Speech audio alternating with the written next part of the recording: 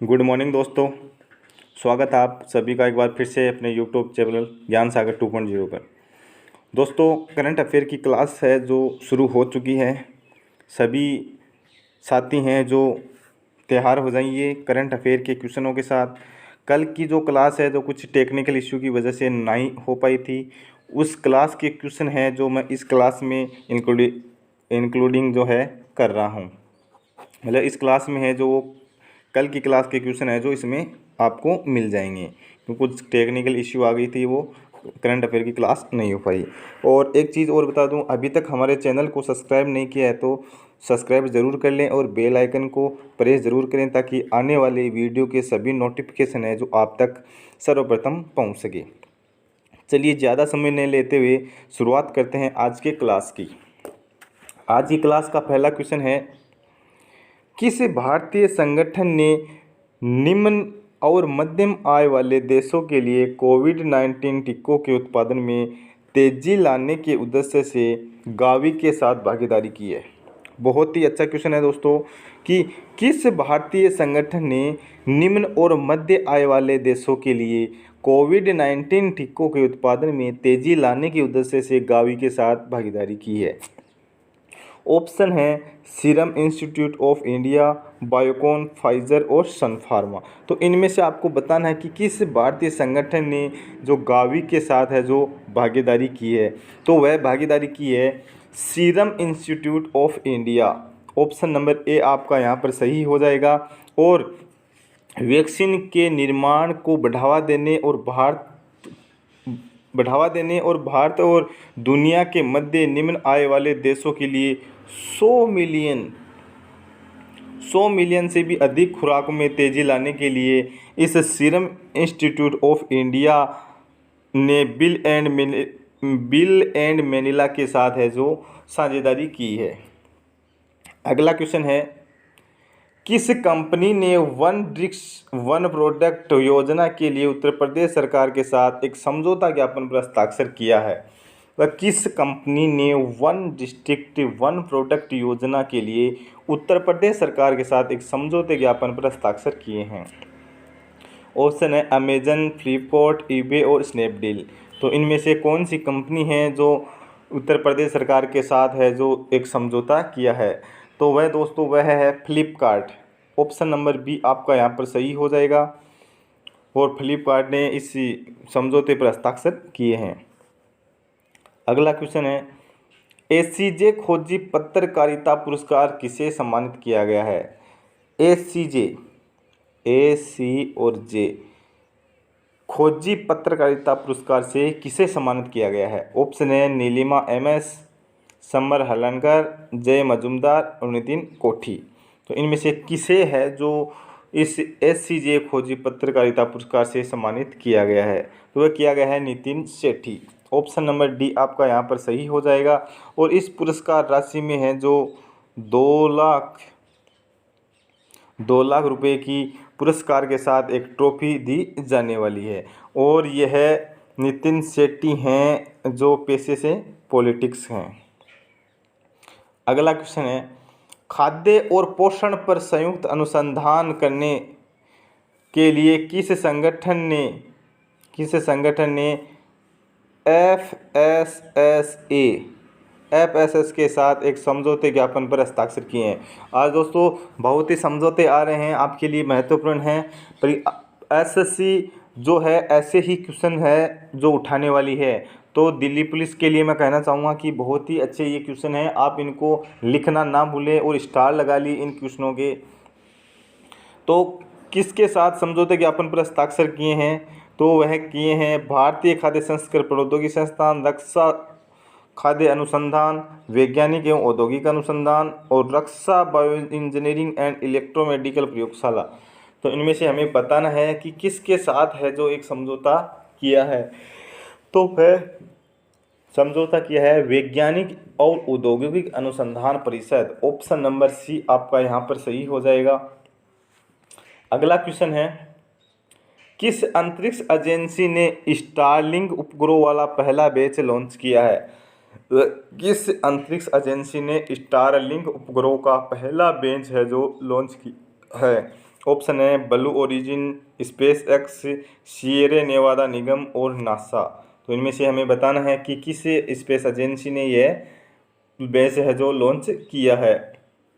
तो वह किया है SpaceX. Option number B आपका यहाँ पर सही हो जाएगा कि स्पेस एक्स ने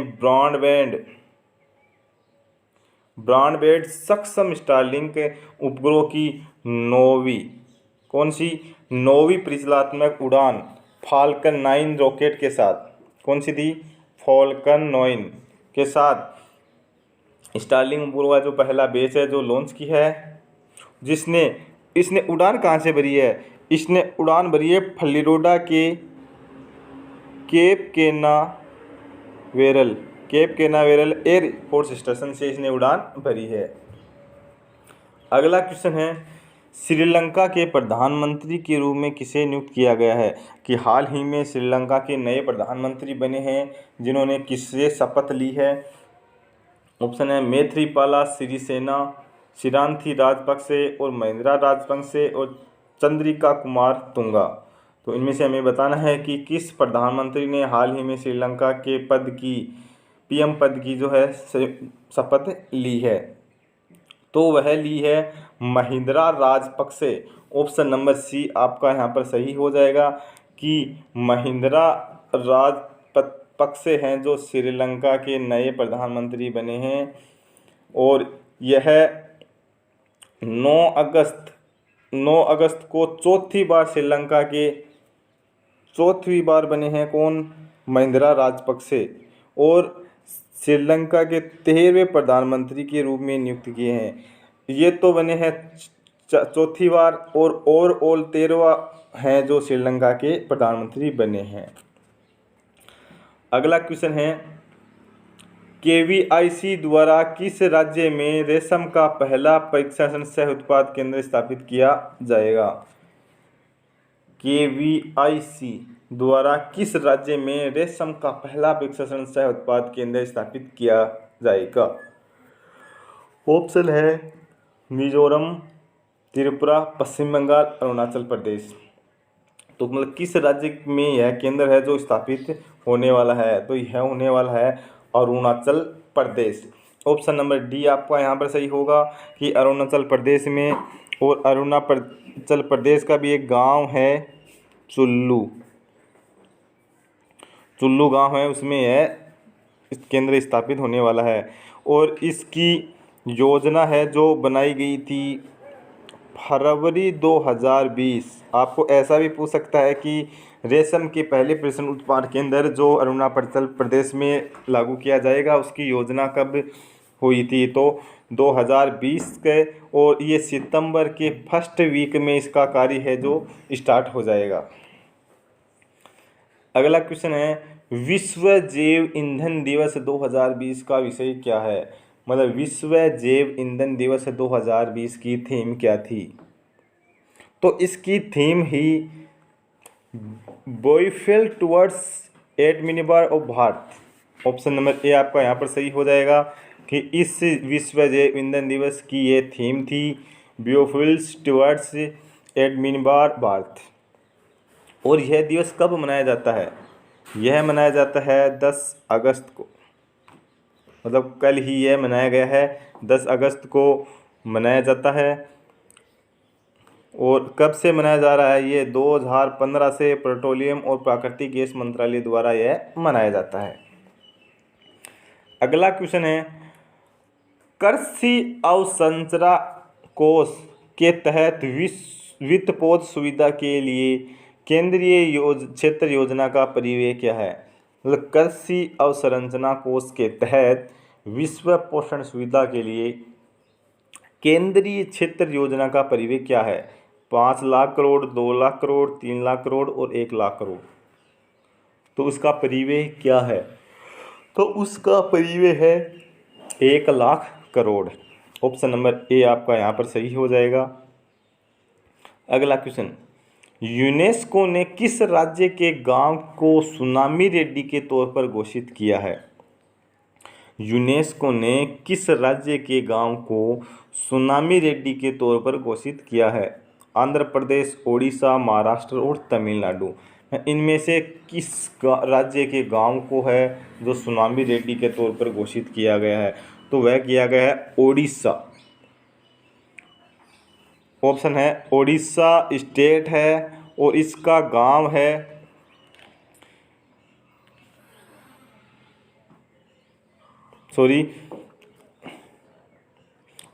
ओडिशा राज्य के नोलिया जिला के गंजाम जिले के वेंकट रायपुर गांव। कौन सा गांव है? फिर से लिख देता हूँ, वेंकट रायपुर गांव है जो इस सुनामी रेड्डी के तौर पर घोषित किया गया है। अगला क्वेश्चन है, पीएनबी हाउसिंग फाइनेंस के नए प्रबंधक निदेशक और मुख्य कार्यपालन अधिकारी के रूप में किसे नियुक्त किया गया है? पीएनबी हाउसिंग फाइनेंस के नए प्रबंध निदेशक और मुख्य कार्यपालन अधिकारी के रूप में किसे नियुक्त किया गया है? ऑप्शन है अशोक कुमार प्रधान, एस मल्लिकार्जुन राव, मुकेश कुमार जैन, हरदयाल प्रसाद। तो इनमें से किसे है जो नियुक्त किया गया है?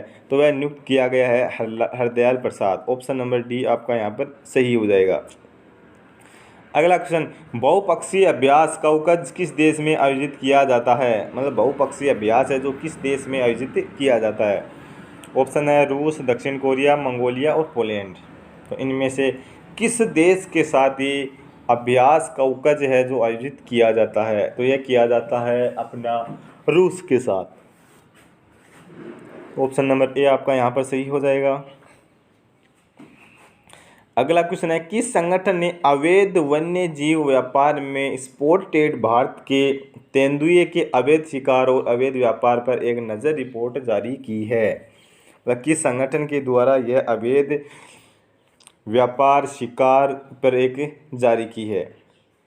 ऑप्शन है ग्रीन पीस, सिएल्ला क्लब, ट्रैफिक और प्रकृति संस्करण। तो इनमें से कौन सा है जो रिपोर्ट एक नज़र करी है? तो वह है ट्रैफिक। ऑप्शन नंबर सी आपका यहाँ पर सही हो जाएगा। अगला क्वेश्चन है, किस राज्य या केंद्र शासित प्रदेश सरकार ने अर्थव्यवस्था को मजबूती देने, प्रदूषण को कम करने के लिए इलेक्ट्रॉनिक वाहन नीति शुरू की है? मतलब किस राज्य के द्वारा यह इलेक्ट्रॉनिक वाहन है जो नीति शुरू की है, जिसे हमारे देश में प्रदूषण कम हो या प्रदूषण से बचाने के लिए यह नीति शुरू की है? ऑप्शन है पुदुचेरी, दिल्ली, गुजरात और राजस्थान। तो इनमें से किस राज्य या केंद्र शासित ने शुरू की है? तो वह शुरू की है B, Delhi. Option number B आपका यहाँ पर सही हो जाएगा। और इस नीति के तहत सरकार ने शहर में पंजीकरण शुल्क और सड़क कर में छूट देगी और नई इलेक्ट्रॉनिक कारों पर 1 लाख रुपए की सब्सिडी देगी। मतलब प्रोत्साहन राशि है जो देनी है। दोस्तों यहाँ आप थोड़ा कंफ्यूज मत होइए, क्योंकि यहाँ राज्य और केंद्र शासित प्रदेश दे रखा है। तो इसका मतलब ये नहीं कि केंद्र शासित प्रदेश होने वाला है, क्योंकि अगर राज्य होता तो चारों राज्य होते। लेकिन यहाँ ध्यान रखना है, अगर केंद्र शासित प्रदेश दे रखा तो आप पुदुचेरी और दिल्ली केंद्र शासित प्रदेशों की ओर रुख नहीं करेंगे, क्योंकि ये आपको मतलब थोड़ा एग्जामिनर है तो ध्यान भटकाने के लिए ये शब्द दे सकता है केंद्र शासित प्रदेश। अगर यहाँ तो हमारा दिल्ली सही हो गया, इसलिए हमें केंद्र शासित प्रदेश सही लग रहा है, लेकिन अन्य प्रश्नों में ऐसा नहीं हो तो आप पहले क्वेश्चन को पूरा पढ़ें। अगला क्वेश्चन है, किस भारतीय संगठन को फूड विजन 2050 पुरस्कार के लिए चुना गया है? किस भारतीय संगठन को फूड विजन 2020 पुरस्कार के लिए चुना गया है? स्वानिति, मक्कम आज़ाद फाउंडेशन और नांदी फाउंडेशन। तो वह किसे चुना गया है? वह नांदी फाउंडेशन को है जो फूड विजन के लिए चुना गया है। और यह पुरस्कार दुनिया में शीर्ष 10 विजनरीज में से एक के रूप में इस नांदी फाउंडेशन का चयन किया गया। मतलब 10 में से इसका चयन हुआ है। और यह नांदी फाउंडेशन जो है हैदराबाद में स्थित है। हैदराबाद में स्थित है। अगला क्वेश्चन है, रो a history of India's covert operation पुस्तक का लेखन किसने किया है? यतीश यादव, मोहनलाल भास्कर, मिहिर बोस और वीके शर्मा। तो दोस्तों किसने इस पुस्तक का लेखन है जो किया है? इस लेखन का किया है यतीश यादव ने। अगला क्वेश्चन, अमेजिंग अयोध्या पुस्तक के लेखक कौन हैं? अमेजिंग अयोध्या पुस्तक के लेखक कौन है? नीना राय, अमिताभ घोष, किरण देसाई और कविता केन। तो इनमें से कौन से जो राइटर हैं जो अमेजिंग अयोध्या लिखी है? तो वह लिखी है नीना राय। ऑप्शन नंबर ए आपका यहाँ पर सही हो जाएगा। और यह पुस्तक है जो अयोध्या शहर के बारे में प्रामाणिक जानकारी प्रदान करती है, जो प्राचीन हिंदुओं के समय और जीवन, राम सीता में के श्रद्धेय आंकड़ों को समझने में मदद करती है। दोस्तों हाल ही में अयोध्या बहुत ही चर्चा में रही है, क्योंकि वहाँ राम मंदिर का जो है निर्माण हो रहा है, जिन्हें हाल ही हमारे प्रधानमंत्री नरेंद्र मोदी ने जो वहाँ राम मंदिर के निर्माण की नींव है जो रखी थी, इसलिए ज़्यादा ये चर्चा में रहा। इस क्वेश्चन पे आप स्टार लगा सकते हैं। अगला क्वेश्चन, राष्ट्रीय स्वच्छता केंद्र का उद्घाटन किस राज्य में किया गया है? राष्ट्रीय स्वच्छता केंद्र का उद्घाटन किस राज्य में किया गया है? नई दिल्ली, गोवा, महाराष्ट्र और पुदुचेरी। उनमें से कहाँ किया गया, राज्य में किया गया है? तो वह किया गया है नई दिल्ली। ऑप्शन नंबर ए आपका यहाँ पर सही हो जाएगा। अगला क्वेश्चन, विश्व के स्वदेशी लोगों का अंतर्राष्ट्रीय दिवस 2020 का विषय क्या है? मतलब विश्व के स्वदेशी लोगों का अंतर्राष्ट्रीय दिवस 2020 की थीम है जो क्या है? तो वह थीम है कोविड-19 एंड इंडिजिनस पीपुल्स रिसाइलेंस। ये इसकी थीम है जो रखी गई थी। अगला क्वेश्चन है, भारत छोड़ो आंदोलन के शुभारंभ की 78वीं वर्षगांठ के संबंध में अखिल भारतीय कांग्रेस समिति के किस सत्र में भारतीय छोड़ो आंदोलन शुरू किया गया था? बहुत ही अच्छा क्वेश्चन है।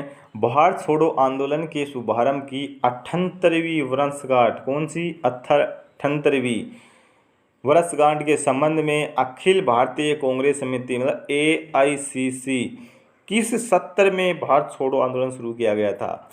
कलकत्ता, सूरत, बम्बई और मद्रास। तो इनमें से किस सत्र में? और दोस्तों आपको मैं बता दूं, कांग्रेस के जितने भी अधिवेशन हुए हैं, कांग्रेस की जितने भी अधिवेशन हुए हैं उनको आप एक कॉपी में एक पेज पर लिखकर बहुत अच्छी तरह से तैयार कर लेना, क्योंकि दिल्ली पुलिस में है जो हर बार ही 1 या 2 क्वेश्चन हैं जो कांग्रेस के अधिवेशन में से ज़रूर आए हैं। या तो उसका अध्यक्ष पूछ ले, या फिर इसने किसने ज्वाइन किया, किसने छोड़ा, कहाँ अध्यक्ष हुआ, कौन अध्यक्ष था, कौन क्या था। इस ऐसे क्वेश्चन आपको दिल्ली पुलिस में हैं जो अब से पूछे जाते हैं। तो वह किस सत्र में शुरू किया गया था? वह किया गया था बम्बई। ऑप्शन नंबर सी आपका यहाँ पर सही हो जाएगा, क्योंकि बम्बई में जो 8 अगस्त 1948 को महात्मा गांधी द्वारा भारत छोड़ो आंदोलन की जो शुरुआत की थी, और वर्ष 2020 में इसकी 78वीं वर्षगांठ है जो मनाई गई थी। तो दोस्तों उम्मीद करता हूँ आज की क्लास के क्वेश्चन हैं जो आपको बहुत अच्छे लगे होंगे। ये क्वेश्चन तो हमारे वैसे 10 ही होते हैं, लेकिन कल कुछ टेक्निकल इश्यू की वजह से क्लास नहीं हो पाई थी, इसलिए आज आपके लिए 20 क्वेश्चन हैं वो आपको मैंने इस क्लास में बताए हैं। तो उम्मीद करता हूँ आपको क्लास अच्छी लगी होगी। क्लास अच्छी लगे तो अपने दोस्तों के साथ शेयर ज़रूर कीजिएगा, और जिसने अभी तक चैनल सब्सक्राइब नहीं किया वो सब्सक्राइब ज़रूर कीजिएगा। धन्यवाद।